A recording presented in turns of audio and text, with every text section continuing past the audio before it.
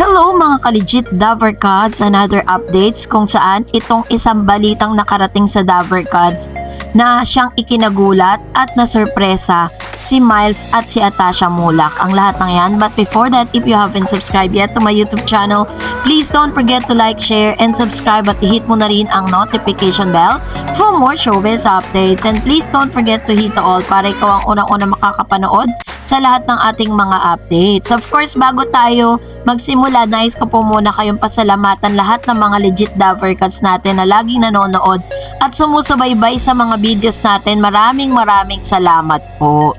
Dahil ngayong araw nga ay meron pong isang balita kung saan sinasabi po dito ng Abante Entertainment News ng TVJ Davercads, pinadapa na naman ang GMA. Sabi niya hindi pa rin nawawala ang karisma.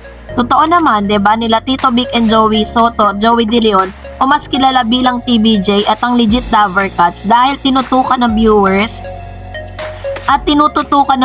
araw-araw ang kanila pong programa sa bago nilang tahanang TV5. Nagkumpisa ang show na ito sa isang festival performance sa sinundan agad ng napakaraming mga legit Davercads kasama ng mga talaga namang naglalakihan na mga papremyo, 'di ba? Although meron pong mga nagsasabi na talaga namang ito daw Eat Bulaga ngayon, tong branded Eat Bulaga. Tinitipid daw ang pinamimigay dito sa mga Davercads, which is bagay na idininay kasi kung susumahin po natin araw-araw kung magkano yung pinamimigay po nila at hindi pa dito kasama yung mga pinamimigay nila na out of their own pocket. May mga pagkakataon kasi na nagbibigay po sila ng papremyo or parang extra bonus dun po sa mga kasama po nila or yung mga nakakausap nilang mga viewers, lalo-lalo na po sa Sugod Bahay Mga Kapatid. Marami po silang pinamimigay doon na nanggagaling mismo sa bulsa ng mga Davercads, katulad po ng ginawa ni Tito Sen. Yun yung isang bagay na hindi kayang gawin ng ibang noontime program. Pero ito na nga yung pinakamagandang news na ikinabigla ng lahat ng mga legit Davercads. Sabi dyan, may isang messages na nag-confirm na totoo daw di umano na nagpapabuild na ng under construction na ang Davercads DBR Bayot Engineer Dumlao. Ayun. Isang engineer po ang nag-confirm at kinumpirma din ng isang online news na ang bagong Eat Bulaga Studio ay in the works. So gusto lang po nating linawin na bago po, hindi po renovation. Kasi 'di ba yung dati kasi nung lumipat po sila sa studio po ng TV5, yun po ay parang renovation lang ang nangyari kasi biglaan siya .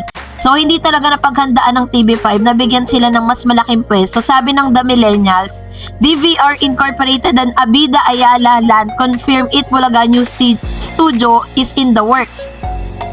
This project located at construction site affiliated with Boss MVP has been underway for the past 3 months. And according to source, the Media Quest team, construction began as early as November under the supervision of Engineer Dumlao. So, totoo pala talaga yung balita na meron na po silang pinapabuild itong si MVP na bagong studio para po dito sa TVJ. Kasi nga naman, di ba, parang sabi pa nga, meron pa nga tayo narinig na mga balita at mga komento mula sa mga supporters po ng kabilang noontime program na ito raw studio ng TVJ dito sa TV5 ay kasing laki lang daw ng CR ng studio nila sa kabila, iba yung APT studio. So medyo masakit sa part po ng TVJ yon at ng mga legit Davercads. Pero hindi nila alam, tahimik lang pala itong si MVP, pero pinaplano niya na pala yung kanilang bagong studio. So bagay na talagang ikina-excite ng maraming mga Davercads dahil talagang naglaan ng pera, ng pondo itong si MVP para sa TVJ kasi they believe na mas mahaba pa ang pagsasamahan ng TVJ at ng TV5.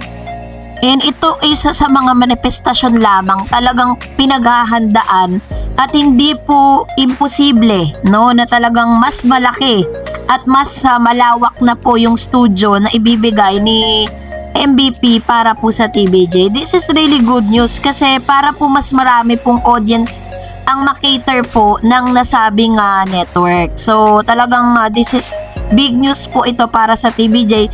Biruin po ninyo, tahimik po sila patungkol dito. Hinayaan nila na mabash sila ng mabash ng iba. Pero meron pala silang ipapakita na legit na resibo na talagang sila po ay naghahanda para po pagbigyan ng ilan sa mga legit cover card sa makapanood ng live. Kaya abangan natin yan dito sa ating channel.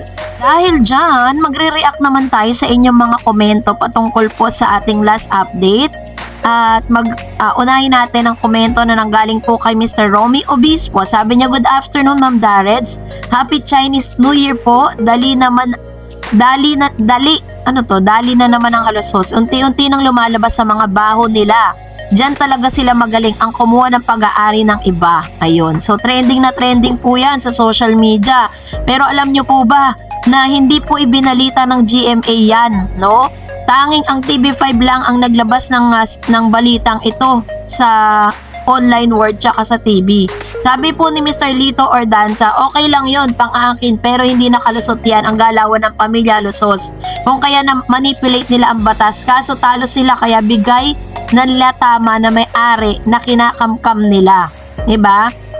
Talagang kung ano po yung pinakawalan mo, pag pandaraya yung pinakawalan mo, babalik at babalik sa'yo yan eh. Katulad ng nangyayari ngayon sa Halusos, diba? Ine-expect ba nila na darating yung panahon na talagang mabubuking sila, diba? Sabi ni Mr. Marco Cana, yan po kasi akyat-akyat pa kasi nila sa Court of Appeals na ungkat tuloy yung kaso nila sa Dakak ownership. Oo nga, yun po yun, no? Dahil po sa pangungulit po nila, yun po kasi yung manifestasyon talaga na meron talaga silang ganong attitude. May karakter talaga sila na sinasabi nilang kanila. Ewan ko kasi alam ko naman mga aral sila pero bakit naloloko sila ng ganon? Sabi ni Hermine Gol Garcia, kung marunong kang rumispeto, sana pati pamilya mo nirespeto mo para hindi na wala sa'yo, hindi ka siguro naturuan ng mga magulang mo ng respeto. Sino kayo sinasabihan niya ng respeto? So, salamat po Mr. Garcia or Mr. Hermeneg. Hindi ko mabasa talaga yung pangalan niya eh. So, salamat po. Tama naman po, 'di ba? Pero syempre, ang respeto po ay binibigay sa tamang tao, 'di ba? Hindi po 'yan hinihingi, ina-earn po ang respect. So, yun po yun. Sabi naman po ni Miss Anna Hearts, patuloy lang sana yung dating kita nila kung naging marespeto lang sila at marunong magpahalaga. Yun pala yun. Sabi ng isang user, kulang pa yan sa kanila, dapat lahat ng nakauyaman nila mawala na lahat. Bro, diba? Alam mo, hindi pa tapos yan. Marami pang lalabas dyan ng hindi natin inaasahan. Dahil umpisa pa lang na parang nakakalkal yung mga issue nila, no? And hindi po yan good news to everyone. Ayaw naman po natin na talagang inaadya ng Diyos na mangyari ang lahat eh. Sabi nga wala daw pong naitatago sa dilim na hindi nilalantad ng Diyos sa liwanag. Kaya antayin na lang natin, no? Darating din ang panahon na yan. So that's it for today. For more videos and updates, please don't forget to like and subscribe. And please don't forget to follow my Facebook page, Dareds TV. God bless everyone!